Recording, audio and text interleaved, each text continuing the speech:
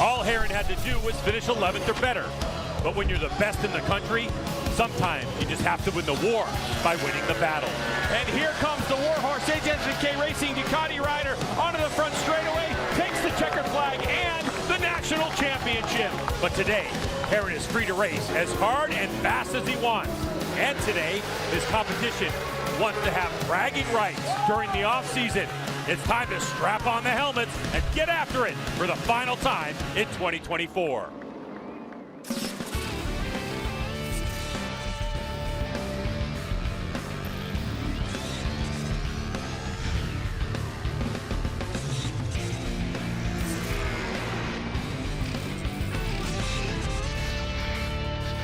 The final time of the 10th anniversary MotoAmerica MAFIM North American Road Race Championship.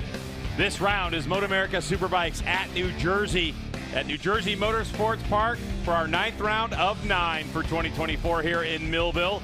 And our final Steel Commander Superbike race of the season is coming up. Race number 2 on the weekend. And our talented field of racers getting ready to get after it. We can't wait to see how this one unfolds. Well, welcome to the broadcast and welcome to the broadcast booth, everyone. I'm Greg White, standing alongside two-time national champ Jason Pridmore.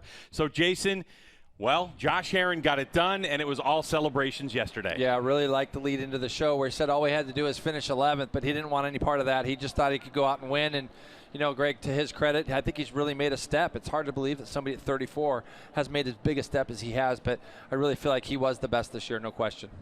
Let's take a look at some highlights from race number 1 from yesterday and see how Herron got it done. Yeah, well, Baz obviously got pole, his teammate, so that was great to see, but it was a pair of attack Yamahas up front, Cam Peterson and Xavi Flores. Baz found his way leading as you see Bobby Fong slotting into 4th. Josh Herron kind of hanging back there in 5th at the moment, or at that time. And it was these two guys at the front, Bobby Fong and Loris Baz, going back and forth with each other. Cam Peterson there at that point in 3rd. All of a sudden, Herron started just moving forward. It looked like it was simple. It was almost like when he thought that Cambobi didn't have anything to win, he just took it upon himself to do that. And you see he gets to the front here. He had a lot of looks over his shoulder coming onto the front straightaway. Bobby Fong went through, and I thought to myself then that maybe he would just ride shotgun on Bobby, finish second, get this championship, but it was none of that. He gets past Bobby here as they go into turn 1. He put down 2 great laps at the end of the race and went out in style to win this championship. Greg, first one for Ducati in 30 years. Yeah, and so the day was all about Josh Herron and that big win, and he clinches that 2024 championship 11 years after his first. But JRI was on Loris Baz. He has had a great run this weekend. Yeah, he has, and God, this guy's just itching for a win here at MotoAmerica. You see he finished 3rd yesterday, led laps 5 through 10, got his first podium. He was excited for his team. And right now he's 5th in the championship, as you see. And he's really happy to be with the team he is with, Greg. So, man, if Flores can just go out there today, I'd love to see him get a win. And let's head down to the grid with Hannah Lopa, the 3rd member of our broadcast team, as the skies look a little threatening right now. So far, so good. The temperature is dropping just a little bit, but it's still dry, so we're going to take what we can get for right now. I'm here with Cameron Bobier in the middle of the front row. Cam, how do we end this weekend on a high note? Yeah, gonna go give it what we got. Been struggling a little bit on the dry tires this weekend, just with limited dry time. But yeah, just gonna go try to end the year on a high, and yeah, hopefully the rain stays away and see what happens. Thanks, Cam. Best of luck out there. Moving down the grid here, one rider who got an incredible launch yesterday was Cameron Peterson. Cam, how do you think you can build on that great start that you got yesterday and pull off a really solid finish today? Yeah, just got to stay in front of those guys. Yeah, it's been a struggle to finish up the season, last few races. But yeah, just get another good start like yesterday. Boys did a lot of work on the bike and was able to feel it out a little bit on the siding lap, so I think we're in a good spot. But yeah, just finish off with a bang, last solid race, and go into the off-season with a smile on my face. Best of luck, Cam. Guys. Yeah, for Cameron Peterson, it's going to be an interesting off-season, and I know it's been an up-and-down year for him, but New Jersey Motorsports Park awaits our Steel Commander Superbike racers. 2.25 miles long. You got more right-handers than you do left-handers. There's a couple of elevation changes, but the one thing about this track that's good with the new asphalt is there's opportunities to pass, not just in braking zones. You can ride around the outside or the inside of people, so it makes for a very raceable racetrack, and it can really create some tight packs of motorcycles as well. But that's the overhead look. Let's take a look inside the Insta 360 track lap, Jason. Yeah, this is breaking down into turn 1 on board here with Cam Bobby. You can see the sprinkles on that fairing, Greg. It was wet when we did this with him. Coming up over the top of turn 2, it's blind as you go in there. You can't see the exit. Tricky, but this is where the pavement has really gotten a lot better for these guys, and the repavement New Jersey Motorsports did a great job with that. This is going down through that turn 3, 3A and B section that leads you up over a little rise down into turn 5, Greg, which is going to be a spot where we're going to see a lot of passing.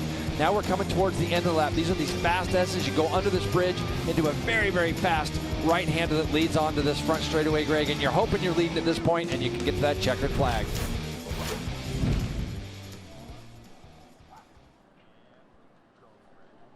As we go to break, we pause to pay tribute to a member of our MotoAmerica television family who we lost this week. Neil Gallagher was a longtime beloved truck engineer, instrumental in bringing MotoAmerica racing and many other sports to television screens across the world. Immensely talented, funny, and always with a smile, Neil was 59 years old. He will be missed greatly.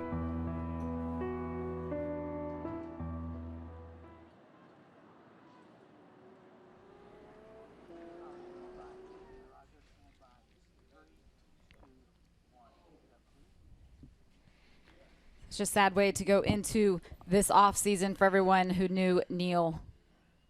So we shift our attention, Roger, over to the racing that is at hand here at New Jersey Motorsports Park, the final race day of this 2024 season, 10th anniversary season of MotoAmerica. We've talked a lot about it over the course of the season, just the way that the sport has changed and evolved over the course of these 10 years. As we now wrap up this season, what's your biggest takeaway? Just the grids and the competition and how deep all the classes are. And, you know, I was there 10 years ago, and going into that, it was always every year you didn't know if we were going to go racing, if there was going to be another series, and it was always the rumors that this was the last year. Then MotoAmerica took over 10 years later. We're hearing things that's going to happen in 5 years. So it just shows you what they've done, and you know, it hasn't been easy. They took over and they did a lot, and they've made some great changes, and it's on the up, and it's been fun to see. Also, used to be not very many people at these races at that point either. Now you come here and the track is packed. We've talked about it throughout the course of this weekend, just how many fans have come out here for this final round of competition. You also hear it from the riders, even at the top in Superbike, the riders who come over from Europe and they get to experience American competition, and once they're here, they don't want to go back.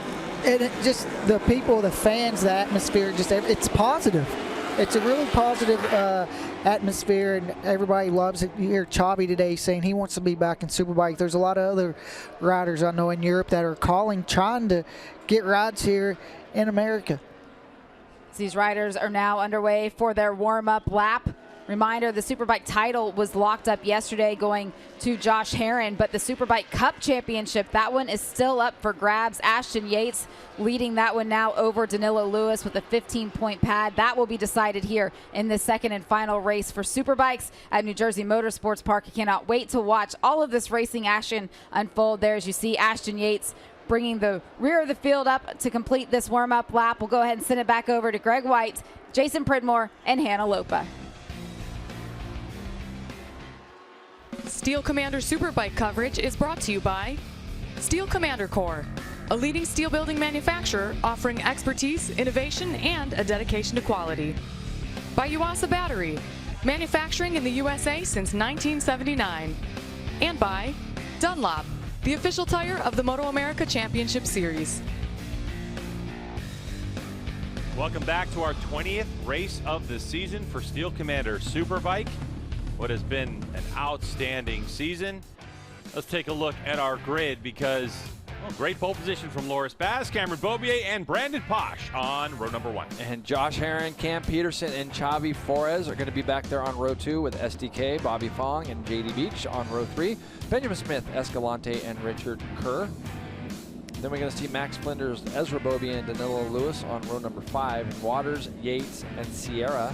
Don't think Augustin's going to be here today, nor is Nolan. I think Nolan had a problem in one of the earlier races next to Camacho and Arango. Dion Campbell, Bryce Pence, Bobby Davis, and then we have Segura and Shakespeare filling out the grid. All right, so 20 laps scheduled for this race as riders have taken their warm-up lap and their grid positions. So we're ready to get rolling. When these lights are off, we're going. Pop goes the weasel, and on to turn 1 we go. Yeah, and everybody got a good start in those first 2 rows. That's why we see 5 riders deep going in, but it's going to be Cam Peterson with some changes that he said that team helped him with overnight, with 2 Warhorse Ducatis running 2nd and 3rd. And guess what? It's the guy that's unchained today, the guy that was supposed to finish and get 11 points yesterday, Josh Herron. He's going to go all out today, Greg, and that's going to be tough for the competition. He's already up to 2nd with Baz there. Chavi in 4th. It looks like Bobier is going to be back there in 5th. Look at the job Cameron Peterson is doing early on. The attack performance, progressive Yamaha. This team, undefeated for years, lost the title this year. And Cameron Peterson, unsure of his future for next season, racing for a contract. He told Danny he wants to try to keep everybody behind him, but when we get to that front straightaway, the drives that Josh Herron was able to get onto the front straightaway yesterday, pretty impressive. They really were, and you can see, I mean, like for Josh right now, wrapping up the championship just had to be the biggest weight lifted off of his shoulders. He's got done what he needed to get done. His teammate was on the podium with him yesterday, and he's running right behind him right now. So for Herron, he can just go out there and enjoy this race and have a good time and try to pick up some more of those bonus checks. As you can see, it's going to be Cam Peterson leading him out onto the front straightaway, but look at the speed that Herron has there coming through that last corner, and Baz right alongside.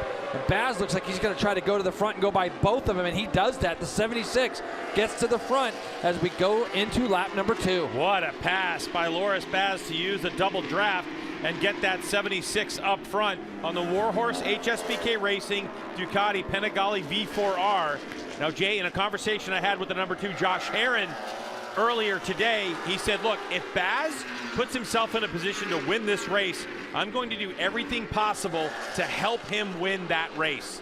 But there's so many laps we have to go as lap 1 is just done and dusted. So a lot of scenarios to play out. Yeah, that's exactly right. And you can see that double draft that you spoke about. But look, he ends up getting himself down the inside, maneuvered that bike over to the right, and placed himself just down the inside of both those guys. I think for Herron, he realizes the kind of teammate he's got there with Baz. You could see yesterday in the interviews afterwards, both thanking each other a lot for the family atmosphere that's been created down there in the Warhorse Ducati team. I don't think there's anybody there that wouldn't love to see Baz get a win. So if Herron can help, that's what he's going to try to do. As Baz is starting to escape a little bit here, isn't he, Greg, right now? It looks like Baz, he's had great pace all weekend. Even in the wet, the 76 has been on fire. Fans of MotoAmerica can pick their favorite riders for a chance to win money. Available on your favorite sport books and daily fantasy sites like DraftKings and Underdog Fantasy. Visit nxtbets.com/playma for exclusive sign-up bonuses for new players and receive bonuses. Yeah, it looks like Cam Peterson has had a problem down in turn 1, Greg, as the bikes looks like still got power. I saw Cam Bobier go through on Chavi Flores down there in turn 1. So I'm not sure what happened there with Cam P, but you can see the number 6 is there, as well as SDK on the number 40.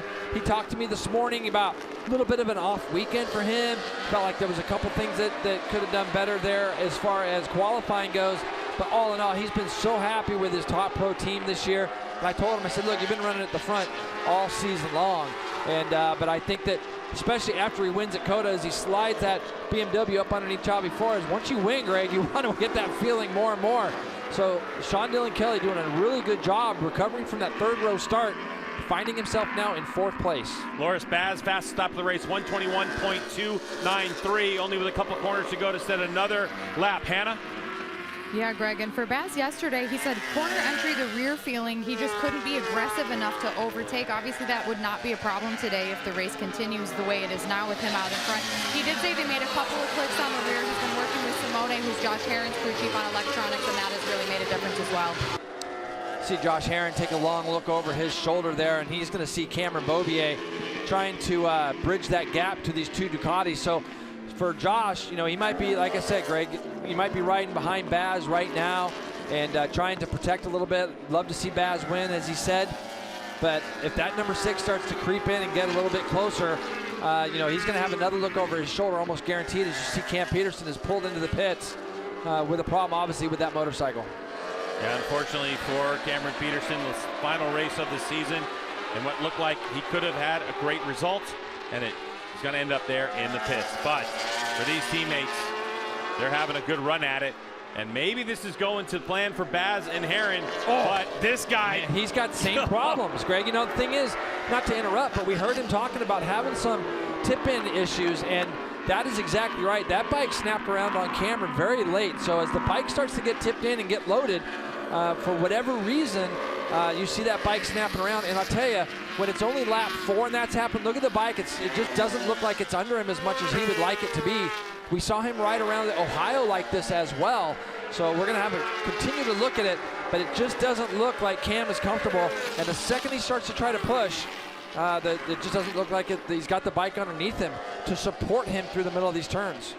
Yeah, in sector number 2, he definitely had the fastest split of the race so far at an 18.1, and Jay, as Cam Beaubier tips it in, gets close to the apex.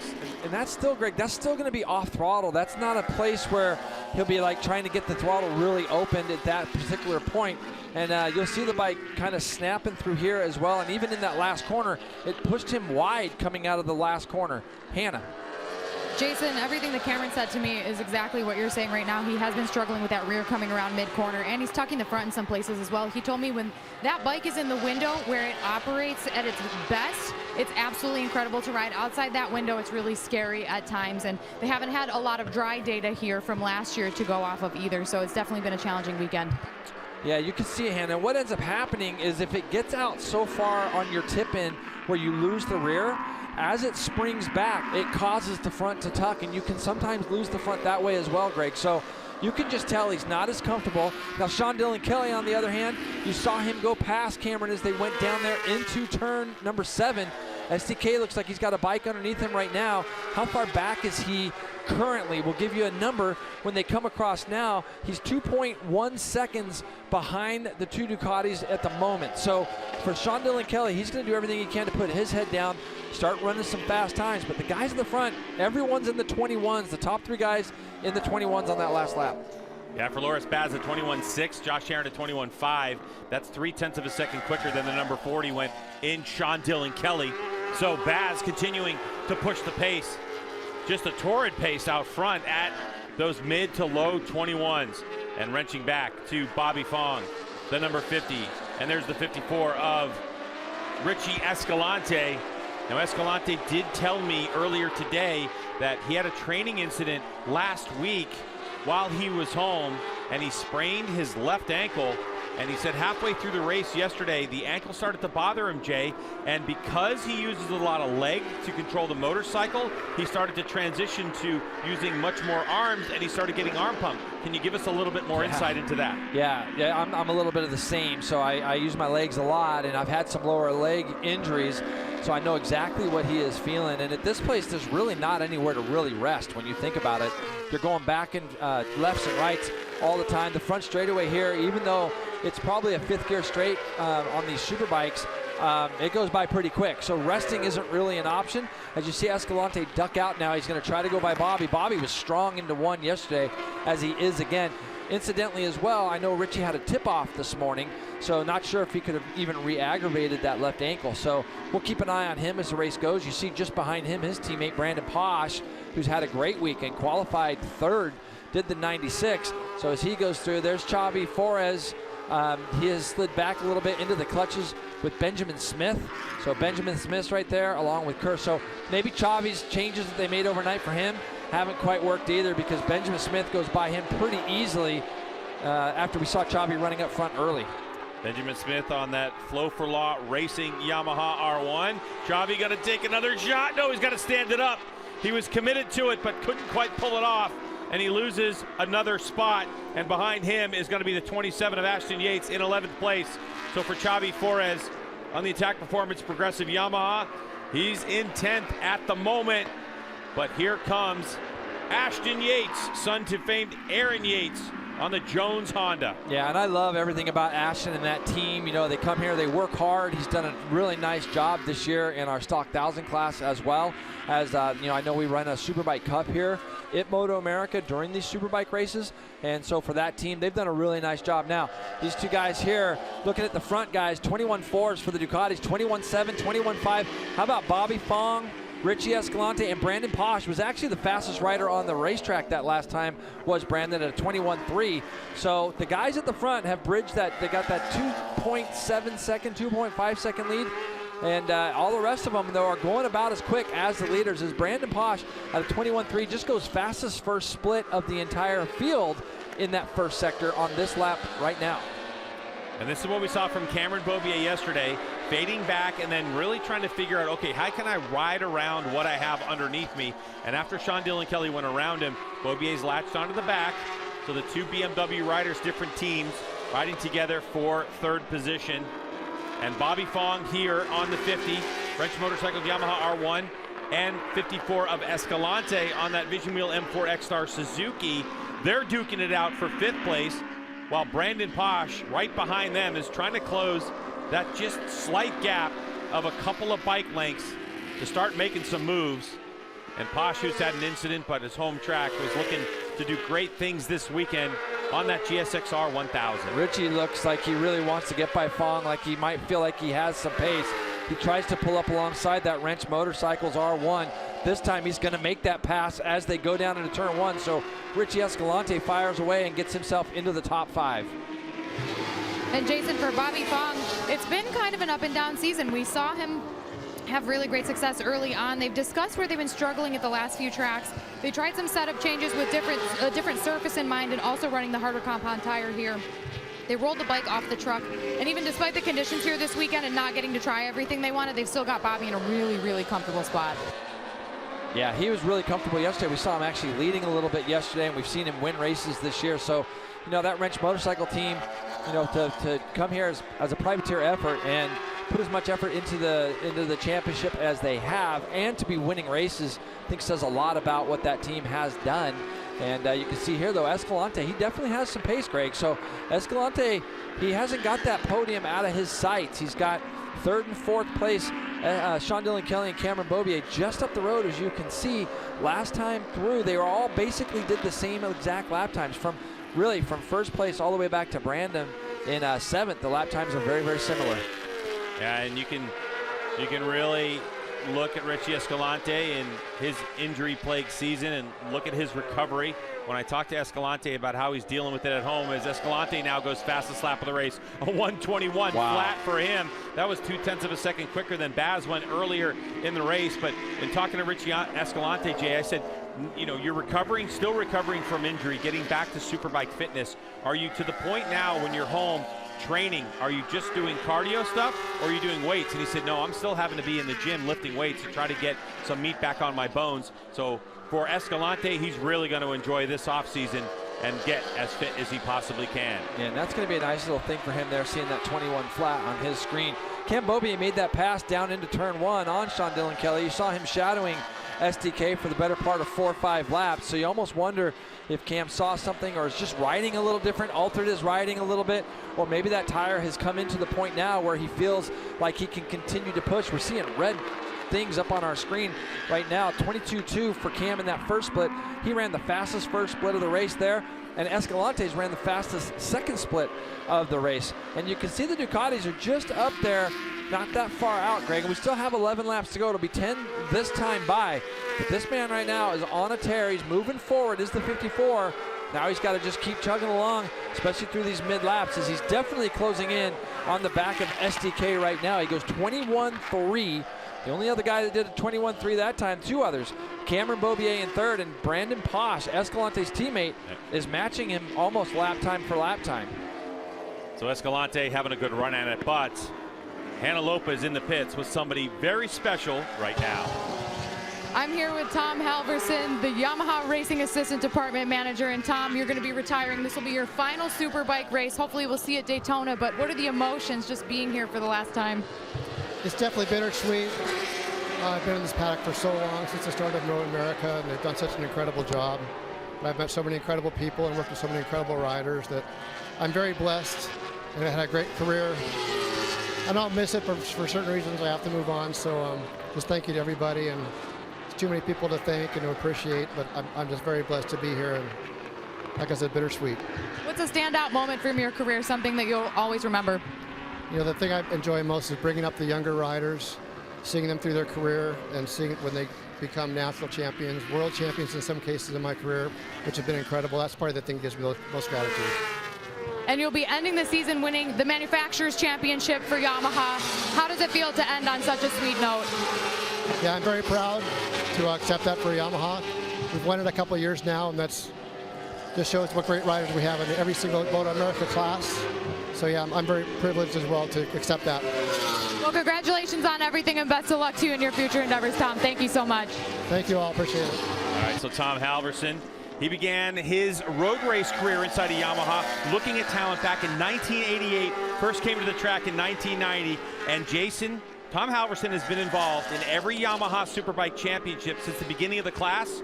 14 total championships, tied with Suzuki, and I know that Tom was trying to get his 15th this season, but of course the number 2 and Ducati of Josh Herrin put a stop to that. But what a career he has had, all the Supersport championships, all the bikes, all the riders. He's even had an impact in some stories in my life as well. Yeah, he's an absolute class act. I remember him, and he talks about the riders. Colin Edwards comes to mind. So I mean, like it is bittersweet, but what a great person Tom Halverson is. Let's get back to this, Greg, as we see Escalante now is all over the back of Cam Beaubier. So Cam must have had another moment while we were off screen there. We must have had another small moment somewhere, because SDK goes by him and Escalante goes 20.9 to back up the fastest lap that he had done earlier. His teammate is at 21.1. So Escalante now looking to try to figure out a way to get past that BMW. The BM's got some legs down the straightaway. I don't think Escalante is going to be able to do anything with him there. You see Bobby Fong now closing up onto the back as well of Escalante and Beaubier. SDK is trying to get away from these guys. The leaders, 21.4, 21.3 for the Ducatis. And then again, Greg, 21.3 for SDK. So that gap, even though it is what it is, they're running the same times. It's about 2.1 second gap back. Look at sector number 1 for Kelly. He goes 22.224. That's the fastest sector 1 time set so far in this race. With 2.1 seconds kind of hanging around, or right there between Baz, Herrin, and Kelly. This might get interesting with about 7.5 laps to go in the Steel Commander Superbike race number 2, our final of the season. Yeah, and I think that when you look at this right now, it's got to be extremely frustrating for Beaubier to see that he just doesn't quite have whatever he needs that's giving him the feels. You see him run a little bit wide there in that turn 9 area. And for Escalante, his bike's turning amazing. That bike looks like it's on rails for Escalante, but he just doesn't quite have the power. It doesn't look like down the straight. This big front straightaway right now would be a normal spot, Greg. You can see how much roll he's got in the middle of that corner, and you would think that he might be able to do something and draft that BMW down the straight, but it's not close enough. Greg, it is down to 1.5 now between Josh Herrin and Sean Dillon Kelly. Sean Dillon Kelly is 0.6 quicker that time through than he was on those, than the Ducatis were on that lap. So SDK, like you say, making a big step right now with about 6.5 laps to go. And so this might thwart the plans that Loris Baz and Josh Herrin have, as Josh Herrin, like I said at the beginning of the broadcast, Herrin has an idea. If he can help Baz win a race, he's definitely going to do it. And this rider right here might foil those plans. There are enough laps left in this race for SDK to get right onto the back of Josh Herrin. So it doesn't look like Cameron Beaubier has got the setup underneath him to make it happen. The struggle for Richie Escalante right now is the fact that the one place that he needs to be able to work Cameron Beaubier is on that straightaway.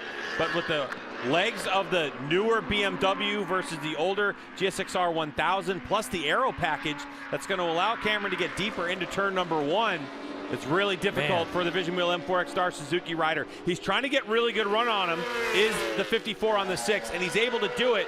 but it's this point right here. Look at the run he gets on him. He makes up a bike length or two, but then all of a sudden off that corner when Beaubier gets it to the meat of the tire, it's another 3 or 4 bike lengths, and then Bobby Fong's like, hey man, I'm just gonna grab this spot for a second. It's just so frustrating because Escalante's bike is working so well, but it's the case of having a bike that where you can do the lap time on your own, but when you have somebody in front of you and you can't roll through the way you want to, and that's what's actually got here Bobby through on Escalante, which he just isn't quite able to do what he needs to do in certain spots, and Bobby Fong opened that door, or got that door open for him and makes that pass down there into turn 1. Now we'll see if Bobby Fong can go up there and do anything with Cam Beaubier. Bobby Fong, a championship leader in the Steel Commander Superbike class at 2 different times. The gap between second place and third place now down to a second, looking at Cameron Beaubier in 4th place. Yeah, like the leader's just up the road there. There's the Ducatis that we're talking about. And look, STK is on the back of them now, Greg. So now we have something really interesting here. Herron, who has been looking over his shoulder when he comes out of that last corner. We'll see if he has a quick little peek over his shoulder this time, because he's going to get a big dose of the number 40 now, who's directly behind him. Yeah, but this pace has been really fast. The 121.2s have been pretty standard or fast. 121.9, 121.8 has been really what's been going on with Baz and Herron, but SDK at a 121.2 and Beaubier able to grab another so lap. Wild how Cam does that. At a 121.1 to Fong's 121.3. But all eyes are up front now, because if Herron is trying to help his teammate, Loris Baz, win a race here at New Jersey Motorsports Park, time is running out. And if push comes to shove, Herron's going to take the victory for his team. And if he has more pace than the 76, the number 2 is going to pass him. And he took a shot down in turn 1 this last time, because you know Herron's watching his pit board, and it's probably got a big 0 on it right now as far as the plus sign there. So for Josh, now he's got to make up a decision here. Do I want to try to get past my teammate and try to run? I think if it's 2 laps to go, it might be a different story, but we still have 5 more laps to go, and the 40 definitely has pace. So, you know, Baz has done a really, really great job leading this race. And like you said about Beaubier, he's gone his fastest first split again in that first sector. And I think for Cam, it's just got to be like a perfect lap. Like he can't wander off of a perfect lap, and that's the hardest thing to do. As you see the 6 still working hard. Here we go, Greg. Let's see if Sean Dillon Kelly gets in the draft of this Ducati and tries to do anything with Herron. You see that +0. SDK is going to take a shot at Herron as they go down into turn number 1. So now Baz isn't going to know that his teammate is no longer the guy that's in second place. SDK is on the move and charging. Now the question for Herron is, if he has more pace and more rhythm, is he able to dig deep and find it? Because running at this pace for so long, for these 16 laps, he might have really just kind of, okay, now I got to put my head down. Now I got to figure this out.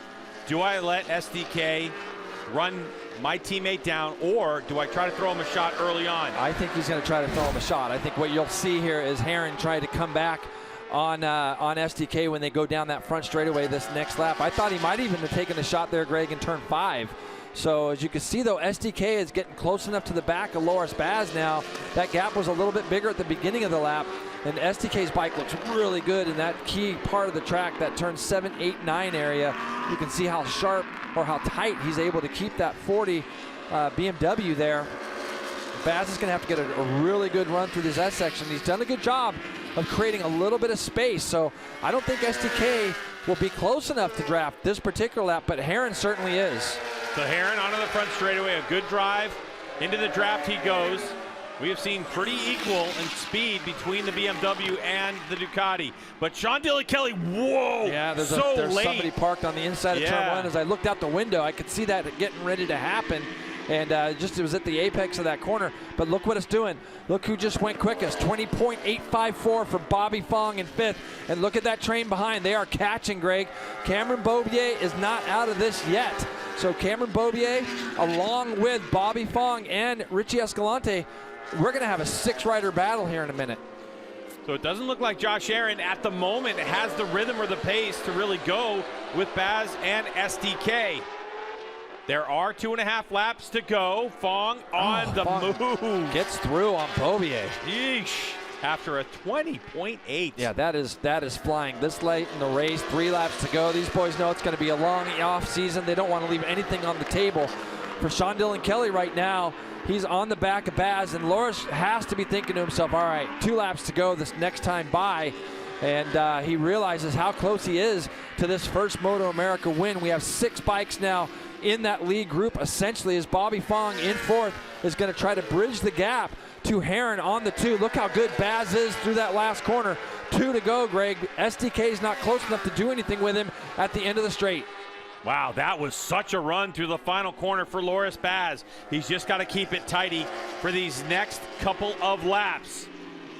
It's really difficult to pass on these Steel Commander Superbikes. Straightaways are normally your best bet in the draft and pass move on the brakes. But Sean Dillon Kelly now going to work on Baz. Where is he strong? Where might he have a weakness? And where can I close the gap and really make a move? Bobby Fong looking to take a stab down the inside of Herrin. Bobby Fong has got himself up into 3rd place now. So he has real pace, Greg. Another 20.9 for him as Bobier also takes a shot at Herrin, and Escalante is going to do the same. So I'm not sure exactly what's going on with Josh here, but he's gone from 3rd to 6th in 1 lap. I don't think the guys in 3rd are going to have enough time, although Bobby's going to be pushing hard to try to bridge that gap to the leaders. SDK looking around a little bit, seeing what the gap is. He has got to be close to Loris Baz as he comes out of that last turn in order to get up alongside of him into turn 1. This has got to be the drive onto the straightaway of Baz's career so far. And he's got a nice gap, but we know that Sean Dillon Kelly comes off that corner really strong. By the stripe they go for the white flag. Into turn number 1 goes Loris Baz on the cusp of his first Steel Commander Superbike win. Bobier takes a shot at Bobby Fong and he turns it back up underneath him. So any little mistakes by the 2 in front is going to allow the 50 to jump even closer. What a way to finish our year right now.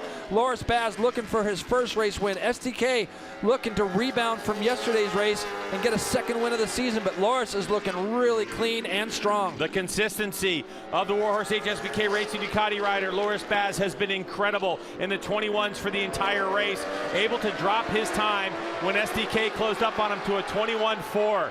We're in the final half of this lap, and Loris Baz is looking good. Right now, though, he went in there real tight. SDK could take a shot there, but Baz closes that door early. Now he's got to be clean up through the 7, 8, 9. Look at both bikes spinning as they get up to the top of this hill. Baz has got to make sure to keep this bike nice and tight through this right-hander, straight line it to that left. Now his focus has got to be on these S's as SDK is going to have a look down the inside, but Baz has got that block, Greg, so these S's are going to be the key for Baz now. Here comes the Frenchman.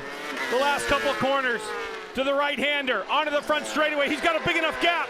He gets on the gas, behind the bubble, to the stripe they go, and the victory goes to Loris Baz with Sean Dillon Kelly and Bobby Fong in 3rd. Wow, what a way for this team to cap off their season by getting the 2nd guy on that bike a win right at the end of the season. And I think there's a lot of people that thought that was going to come sooner. I don't know when the last time Loris Baz won a race. I have to think about that. It's been a long time. Been a long time for Loris Baz. As he concludes his 2nd season in MotoAmerica. He was here 4 years ago, comes back, and in the final race, this probably would have been his 40th race in MotoAmerica competition, and he's able to get it done. And he, you know what, looking back on this, Jay, you can't say, like, he's not going to say Josh Herrin was helping him out. Because Josh, unfortunately, had problems, he drifted back to 6th, and when it came down to it, a very hungry Sean Dillon Kelly gave him everything. Yeah, but look at that. He had. Herrin's just as happy for him as Baz was yesterday. So this is a great thing for Loris. And, you know, when you haven't won in a long time, and I think that you know, I think Baz even thought he would come over here and probably win. He does 21.4 there on his 2nd to last lap. Really good lap. And he did it from the front the whole way, Greg. So pretty impressive stuff. Boy, carrying this to next season. We'll see how this all plays out. But right now, it's all about the celebration and the feels of Loris Baz. What a run. 1/10 of a second. 0.151 is the margin of victory. You don't want to go anywhere, because when we get back to NJMP, we're going to talk to Loris Baz about his first in the United States.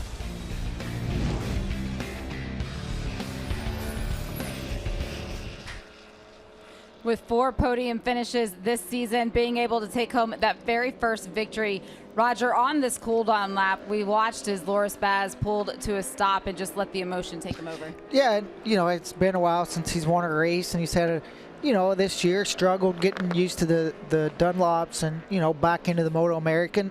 Also, it's tough when you're on a team and your teammate wins a lot, like Josh has been doing. And, you know, you want to give your crew that feeling that Josh gives his crew, and he's able to go in there and do that. And just, it's hard to win races, and you never know, you know, you can't take these for granted. You never know when the next win might be. You always think that you're going to, you know, win again, but it doesn't always work out like that. So you can just see the relief on Loris. He had some big injuries in World Superbike that he's come back for. He's had some bad luck there that he had to overcome. But I think this says a lot for that whole Warhorse HSBK team.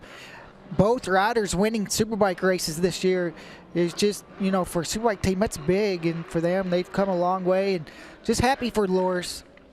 All of the work that he's put on to help Josh and this entire organization with 2 bikes on the grid. We know there will be 2 Ducatis out on the Superbike grid again next season. Loris made his pitch yesterday. Great celebration between these 2 riders that have just become the best of friends. But we heard Loris say it yesterday, I want to come back here next year. I haven't been told that I am yet, but he feels like with another season he could really go out for more wins. And now going into the off season with the win in the last race, he's going to be even more motivated to do that. The best thing you can do for trying to go into the next year is winning races, and Loris did that. So you know, they're going to see that and know how far he's come throughout even since the last half of the year. He's qualifying better, been better in practice, and today he was able to put it all together. And you know, what a good sales pitch there, going in and winning that last race. And not only winning it, but earning that win. It wasn't like it was handed to him. He had guys fighting as hard as possible. It wasn't rain or somebody crashed out. He went out there and he was the best Superbike rider today. Even with all the experience that he has and everything that he brings to the table, you saw that hug there as just the emotion. Being able to win your first one here in the United States, is how excited Josh Herrin is for him and the feat that they were able to accomplish. Can you even put into perspective what that emotion is like? Oh, it's hard, especially when you've had some struggles and you've had injuries and you've kind of struggled early on in the year. And you go back to Mid-Ohio and he, you know, had a podium locked and he crashed, and just a letdown. Said that was the biggest mistake of his career. And keep digging and come here. You can still see it on his face. Let's hear from these riders. We'll send it back over to Hannah, Greg, and Jason.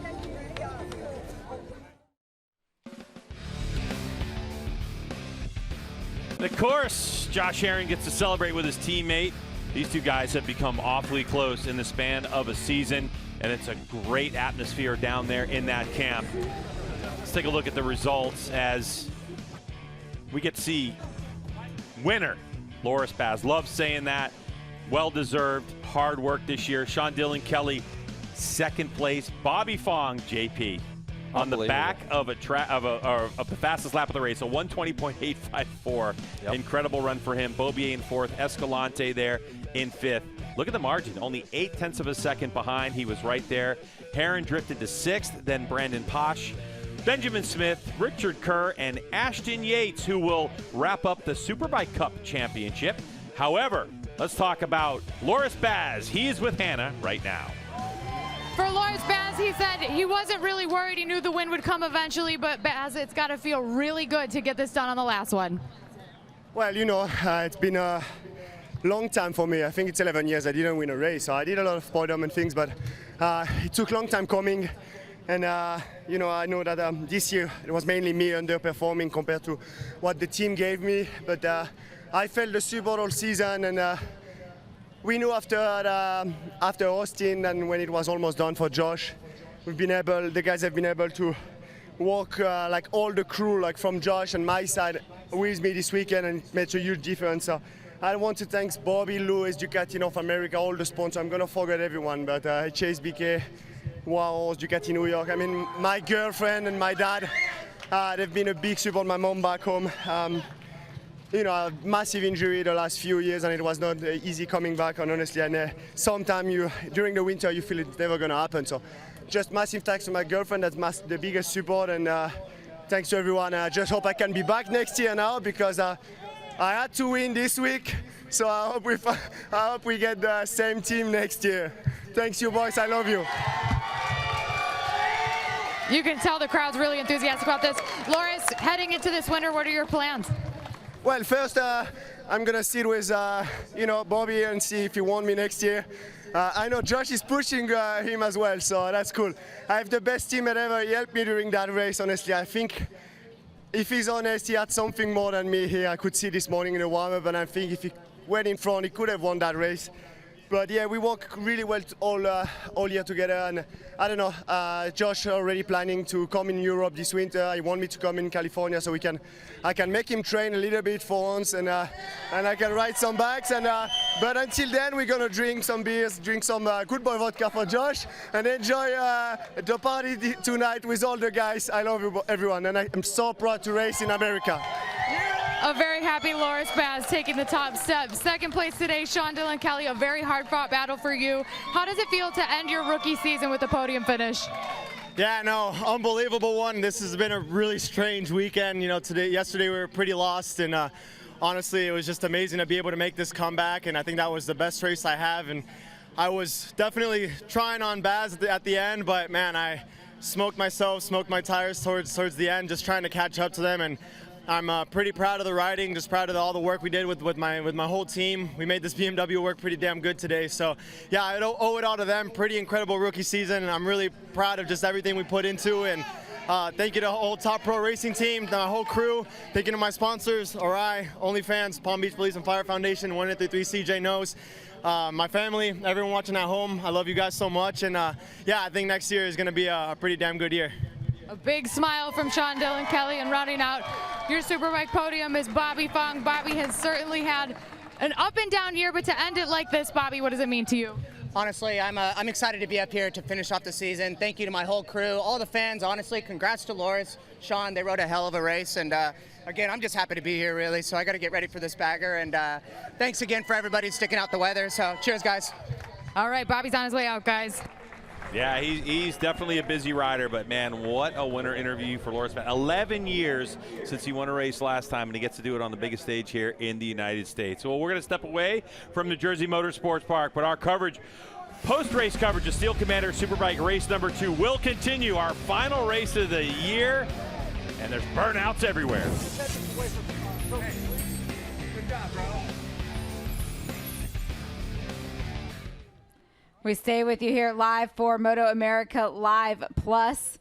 That was quite a sales pitch, as you called it earlier, Roger, from Loris Baz. Yeah, it was a good sales pitch, but I think the performance that he put on track was the biggest sales pitch he was able to have. But I think just for the team, it's really hard to have two riders who really get along, and really both sides of the crew to really get along and not have those walls divided. And everybody, Josh's crew wants to see Loris do well and vice versa. So they got a really good thing going right now.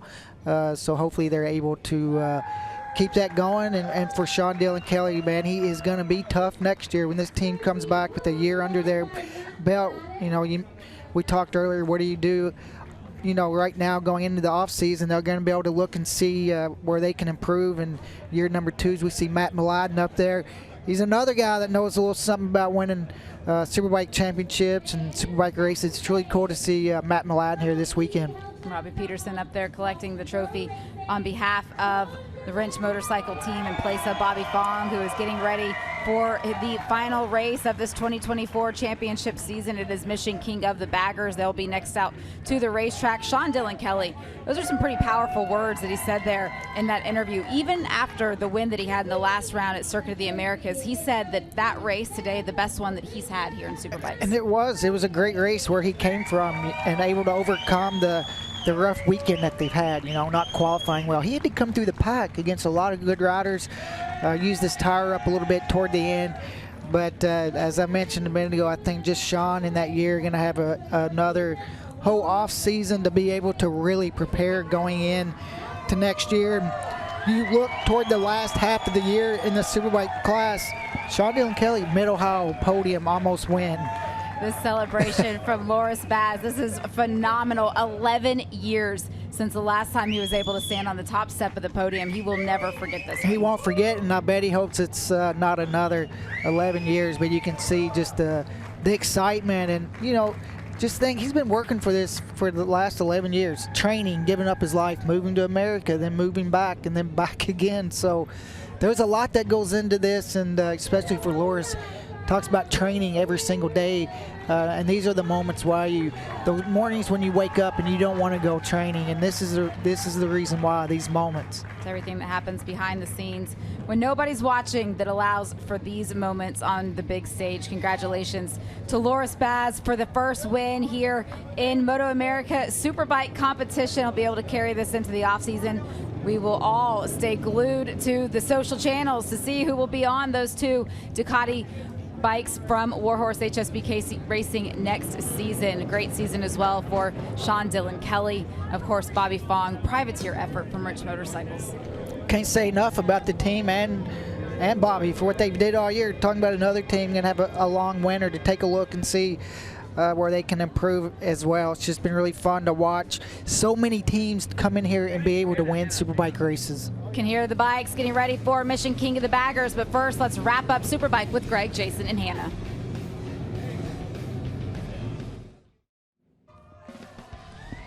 Back at New Jersey Motorsports Park, as you get first look at Loris Baz celebrating with his team in his first launch up to the top spot. And Hannah is with his teammate right now.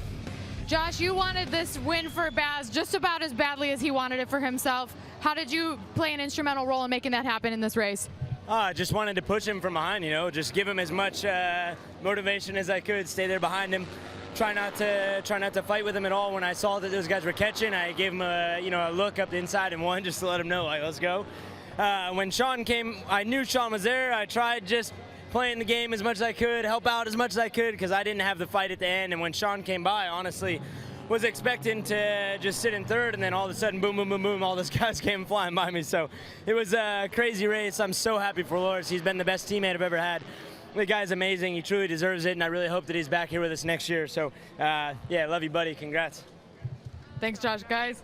Yeah, that's just such an awesome way to be when you have a teammate that you were teammates with Nicky Hayden. I'm sure you liked that kid when he was 16 years old. I had some great teammates over the years, and it makes the continuity within the team so much nicer when you get along and you can work together and you're all working towards that common goal. So, yeah, you definitely can tell that team has that. All right, we're going to step away. When we come back, we're going to talk about 2025 and what's in store, plus more. Hang tight.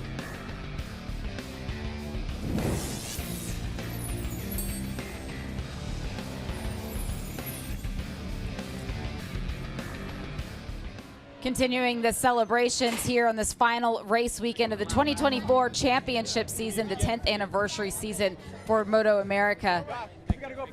9 rounds, 20 races. As you look at our champion now, Josh Herrin, Roger, what do you remember most about this season? Well, I think just the way Josh came in the Superbike class this last half of the year and put just took it. Came in there, winning races, podiums, winning those battles. The way he was able to win those races, a couple of them he was able to check out. There was a couple races where maybe he wasn't the fastest rider, but his racecraft was better. He put himself in the front and wouldn't let other people pass him, and that's what makes a champion and makes a Superbike race winner, just able to how he's did it. And he was a little bit behind. He was 4th or 5th in the championship around mid-season, and he came out, and I think he's seen an opportunity. He went in there and took it, and he proved yesterday that he was the best guy this year. The best guy won the championship, and it's cool to see Josh be able to get out there, and not only for him but his team as well. For Josh, those 6 wins coming, the first one not until race number 7 of the season down at Road America, and until the race today. He did not finish on the podium today, but until this race, he had 9 consecutive podium finishes, 13 of them in total this year. And that's that consistency, that perseverance, and all of that hard work there in the meat of the season, right in the middle. That's what allowed Josh Herrin to be on that top step. And not only that, those races, like you go back to Laguna where he pushed it that next level there, and then a couple other races at Mid-Ohio when he went that extra little bit. to go out there and get those wins. You just can't say enough about what he did, and not only him, for Josh, you got to give the team credit as well. You know, it takes more. He's mentioned it a lot, how much this team has helped him, how much they've let him be him. Josh, there was no short of talent with Josh. You know, I mean, I've seen him when he came in when 16 years old, and he was about to start winning Supersport races, you know, very, very soon. Not a lot of guys do that. It takes time. So he's got the talent. He's got the people around him, and we'll see what happens next year. Geraldo Faraci there collecting that trophy from MotoAmerica's Director of Operations, Nicole Cox. Celebrating this season, we heard it yesterday coming through the microphone that Geraldo telling Josh, I will remember this forever. Cameron Beaubier, after not racing in each of the races this season, able to finish on the podium, though, 11 times, 6 wins as well, finishing second. And, of course, Bobby Fong and Rich Motorcycles taking home third. Steel Commander Superbike coverage is brought to you by Steel Commander Corps, a leading steel building manufacturer offering expertise, innovation, and a dedication to quality. By Yuasa Battery, manufacturing in the USA since 1979. And by Dunlop, the official tire of the MotoAmerica Championship Series.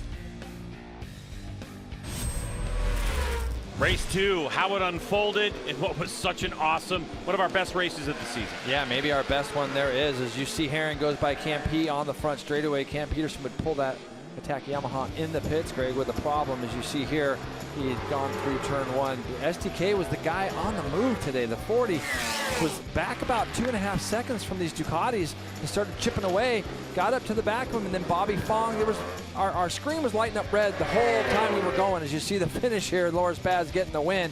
So many guys went fast. We had 3 different brands on the podium today. We had 4 different brands in the top 5, all separated by 0.8 seconds, the top 5 today. So great way to finish the year.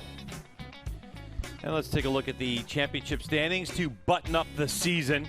As we know, Josh Herrin is your #1 plate for next year with 355. Cameron Beaubier ends up in 2nd place. Bobby Fong in 3rd. And just a couple ticks behind is Sean Dillon Kelly in his rookie season. A heap of points in 4th place. Loris Baz in 5th ahead of Cameron Peterson. Well, that is a Steel Commander Superbike Championship season done and dusted. We've had an incredible season of racing. So many different championship points leaders. But at the end of the day, it's going to be Josh Herrin, 11 years after his first, captures another title. We can't wait till 2025 rolls around. For Hannah and Jason, I'm Greg. We'll see you next season.